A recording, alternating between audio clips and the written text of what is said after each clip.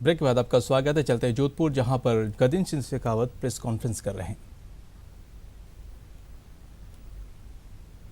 बढ़ता हुआ सांप्रदायिक तनाव, अघोषित बिजली कटौती, पेयजल की भारी क्राइसिस, वित्तीय कुप्रबंधन और इन सब के ऊपर तबादला उद्योग इस सरकार की पहचान बन गया है। कांग्रेस पार्टी द्वारा जारी जन घोषणा पत्र पहले 100 दिन में ही झूठ का पुलिंदा ऐसा लोगों को लगने लगा है। प्रदेश की जनता की अदालत में कांग्रेस पार्टी झूठ, फरेब, गद्दारी, छल कपट की दोषी है और जनता के हितों की से खिलवाड़ करने के कारण से उन्होंने सत्ता में रहने का अधिकार खो दिया है। 103 दिन उपरांत आज प्रदेश की सरकार पर जन आरोप पत्र की आवश्यकता ऐसा जनता महसूस करती है। 100 दिनों के इस कालखंड में जनता पर किए गए राजनीतिक अपराधों के कारण जनता की अदालत में इसका संज्ञान आवश्यक है।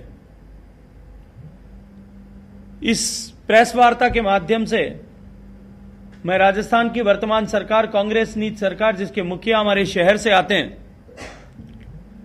और जिनके लिए प्राथमिकता प्रदेश की सरकार चलाने के बजाय पिछले कई दिनों से सब लोग ये महसूस कर रहे हैं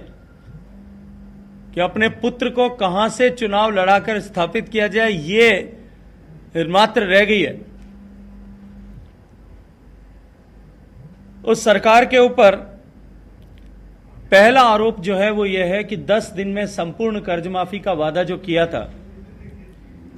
कि देश के 59 लाख किसानों का 99,095 करोड़ रुपया हम 10 दिन में माफ करेंगे और 10 दिन के बजाय 10 गुने से भी ज्यादा समय बीत जाने के उपरांत भी एक भी किसान के खाते में कर्ज माफी का पैसा नहीं आया है। ऋण माफी की घोषणा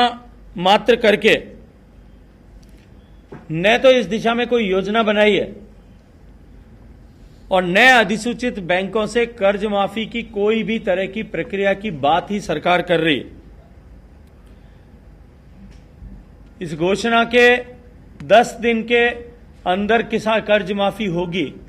इसके 100 दिन बीत जाने के बाद में आज राजस्थान का किसान अपने आप को ठगा हुआ महसूस कर रहा है और जनता की अदालत में ये प्रश्न लेकर के खड़ा है कि सरकार इस बात का जवाब दे कि उन्होंने जनता के साथ में ऐसा घोटाला क्यों किया है। सरकार पर दूसरा जो है आरोप यह है कि राज्य में पहली बार ऐसा हुआ है कि जब किसानों के में को रबी के लिए न तो सहकारी और अनुसूचित बैंकों से कर्जा मिला है, क्योंकि ऋण माफी के कारण से अनिर्णय की स्थिति होने के कारण से बैंकों ने कर्जा नहीं दिया और न ही समय पर खाद का वितरण जो है किसान को ये सरकार कर पाई है। 4 साल में जो दृश्य एक हम सब मीडिया के बंधुओं के भी नजरों से ओझल हो गया था, जो हमको दिखाई भी नहीं दिया था कि प्रदेश में कहीं भी किसान पर खाद के लिए लाइन में खड़ा रहना पड़े या लाठीचार्ज हो, सरकार बदलते ही एक बार फिर वही दृश्य हम सब लोगों के सामने दिखाई दिया है। सरकार को इस विषय का जवाब देना चाहिए। तीसरा आरोप है कि हे सरकार, तुम पर आरोप है कि भारत के माननीय प्रधानमंत्री जी ने देश के किसान को सेंट्रलाइज्ड स्कीम के माध्यम से, सेंट्रलाइज्ड फंडेड स्कीम के माध्यम से जो देश के 14 करोड़ में से 12 करोड़ लघु सीमांत कृषकों को 6,000 रुपए प्रति वर्ष 3 बराबर की किस्तों में देने का वादा किया था, जो 2,000 रुपए की किस्त की प्रत्येक किस्त के अनुरूप मिलना था। राजस्थान के भी लगभग 56 लाख किसानों में से 50 लाख किसान इसके पात्र थे। पहली किस्त के समय में जो है केवल इस आकांक्षा के या इस अपेक्षा के कि यदि राजस्थान के किसान के खाते में 2,000 रुपया गया तो उसकी माननीय मोदी जी के प्रति और देश की यशस्वी सरकार के प्रति श्रद्धा और भावना बढ़ सकती है और उसका नुकसान निश्चित रूप से उनको विधानसभा लोकसभा के आगामी चुनाव में होगा। पुत्र मोह में फंसे राज्य के मुखिया ने राजस्थान के किसानों की सूची यथा समय उपलब्ध नहीं कराई। फौरी तौर पर 50 लाख के बजाय कुछ 1 लाख और कुछ किसानों की सूची सौंपी गई, जिसका डेटा वेरिफिकेशन करने पर आधे से ज्यादा संख्या उसमें गलत निकली और जो सही संख्या सरकार को भेजी गई उसका भी फंड ट्रांसफर ऑर्डर एक भी किसान का जानबूझ करके राजस्थान की वर्तमान सरकार ने नहीं भेजा। जनता की अदालत में मैं उनसे प्रश्न करना चाहता हूं कि पहली किस्त निकल चुकी है और दूसरी किस्त अप्रैल में मिलने वाली है।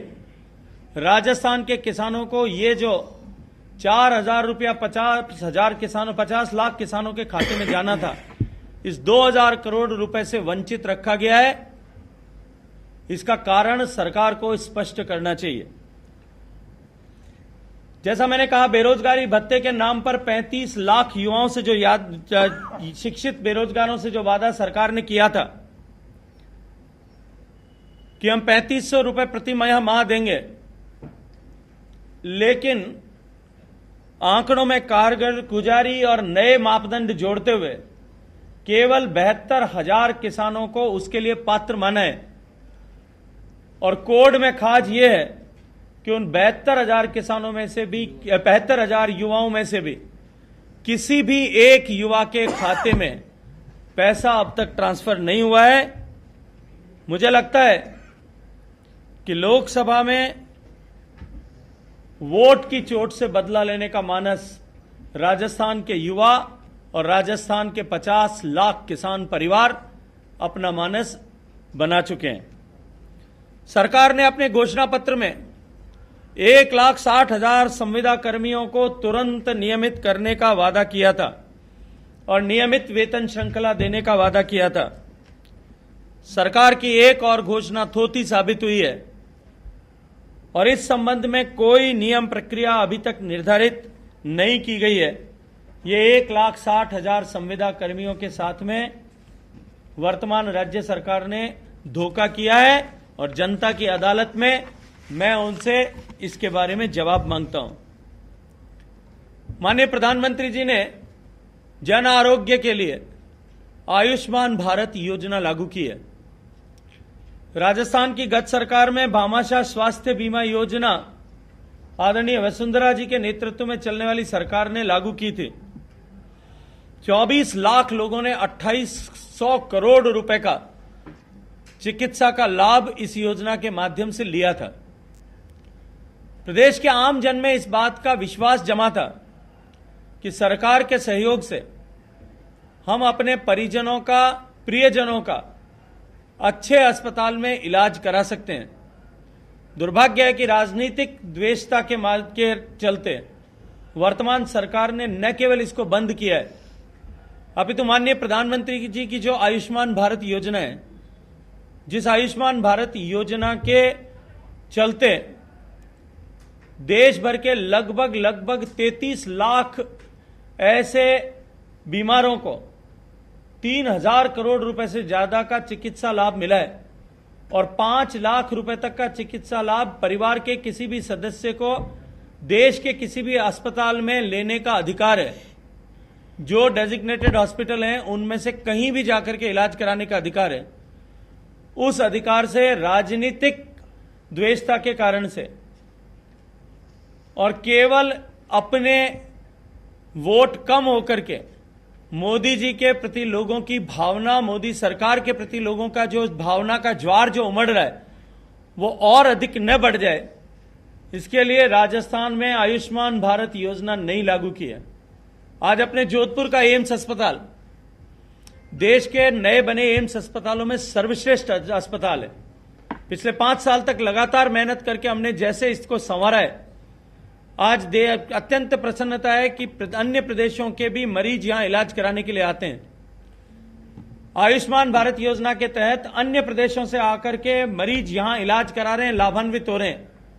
लेकिन इस एम्स अस्पताल के बिल्कुल पड़ोस में बैठा हुआ, बासनी में बैठा हुआ, केके कॉलोनी में बैठा हुआ मरीज, राजस्थान का मरीज व्यक्ति